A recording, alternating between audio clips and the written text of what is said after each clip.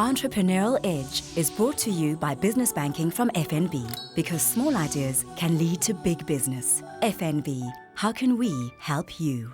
Welcome to the Entrepreneurial Edge. I'm Chris Bishop. Now, many of you entrepreneurs out there will have heard early in your life that one of the keys to success is bricks and mortar.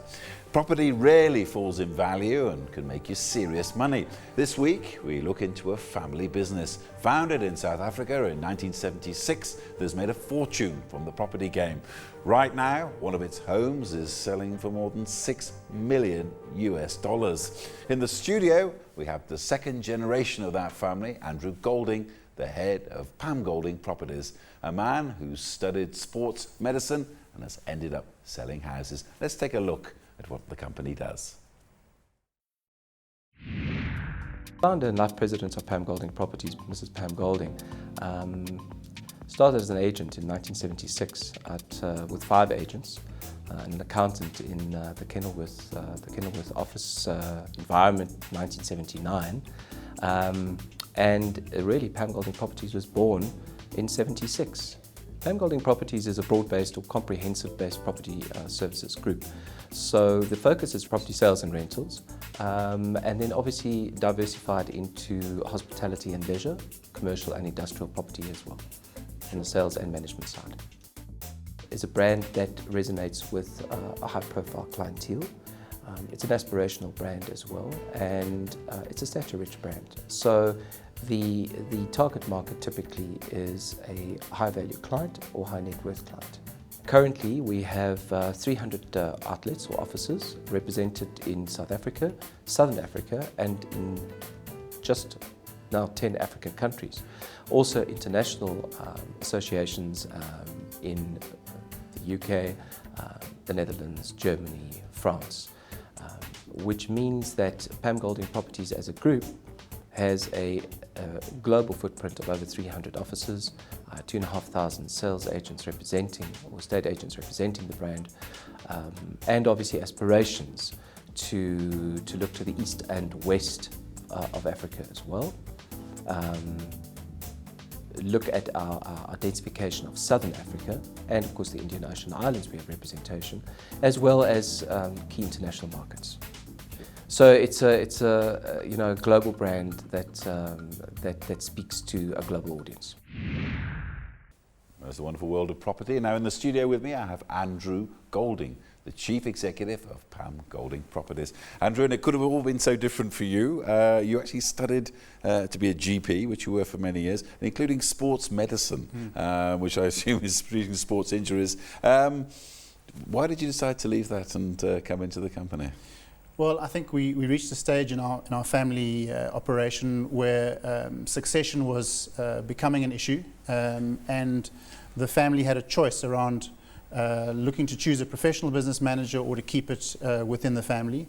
At that stage, my brother, who was in the business, decided that he wanted to go and start the commercial arm of our business, and that left the way clear for me to join. And I decided then at the age of 32 that this was an opportunity that I wanted to take, and that was now 16 years ago.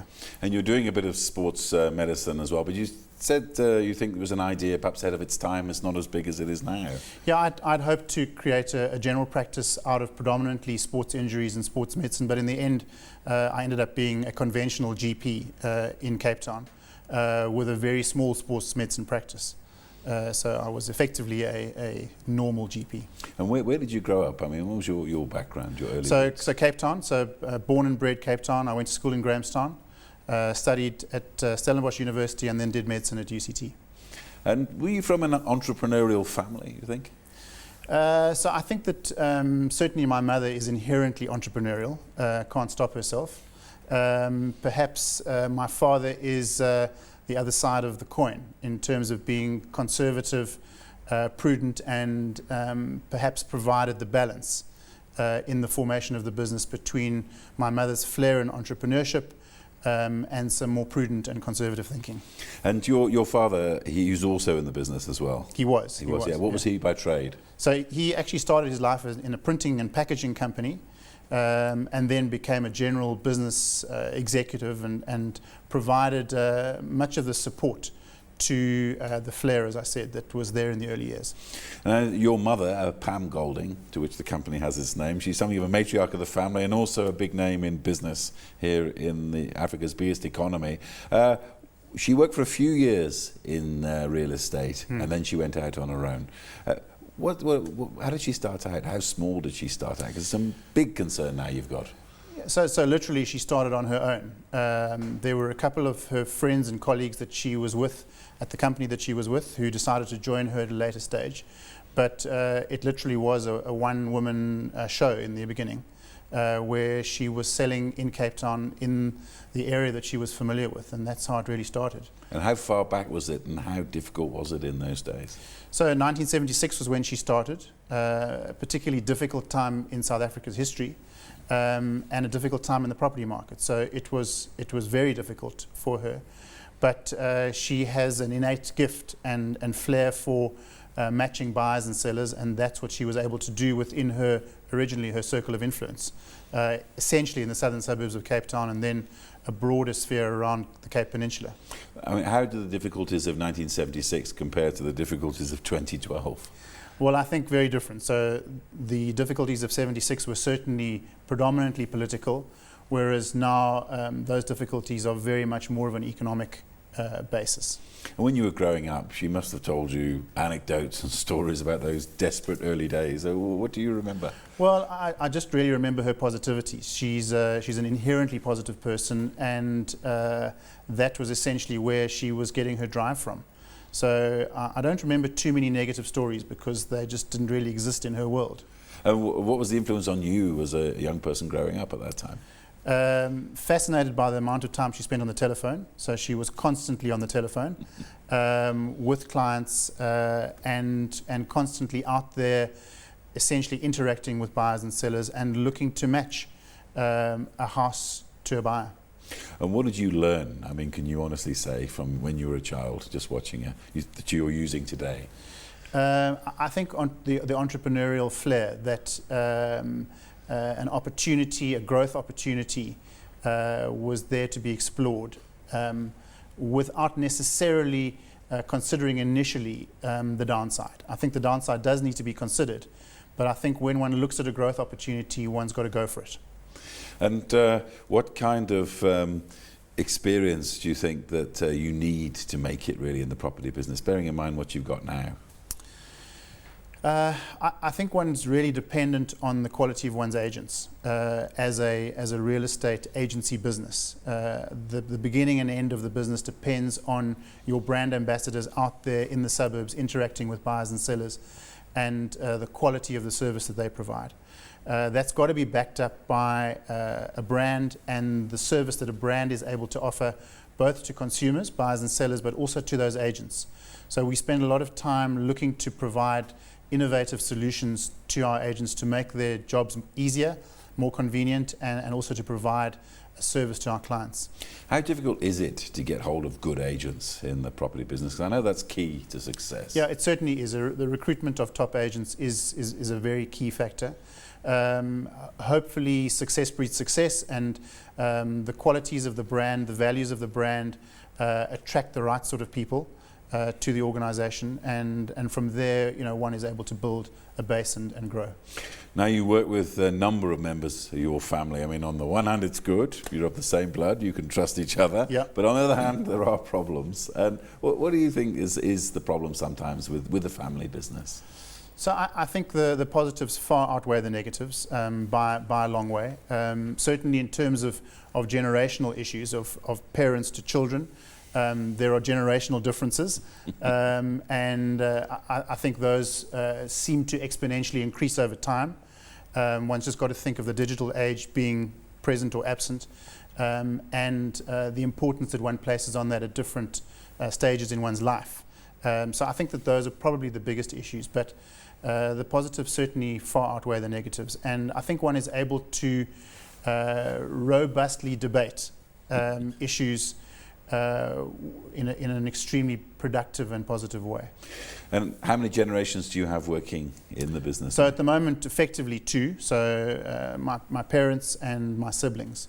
Okay, and how is the market changing? I mean, there's all these. I mean, people can SMS you anything now these days. Yeah. Is it really having an impact on the way that the real estate industry is run?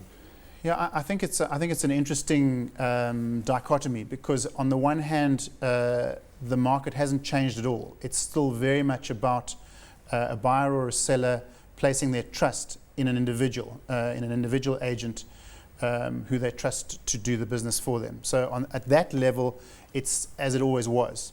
But on the other hand, with modern technology and the evolution of the internet and mobile solutions and everything else, social media, there is a whole world of lead generation and client contact that has changed the way property is sold. So it's both. What changes do you think we're going to see in the next 5-10 years? Because I mean, already it's changed beyond recognition, from the young man going to take a picture and putting it in the paper as it used to be.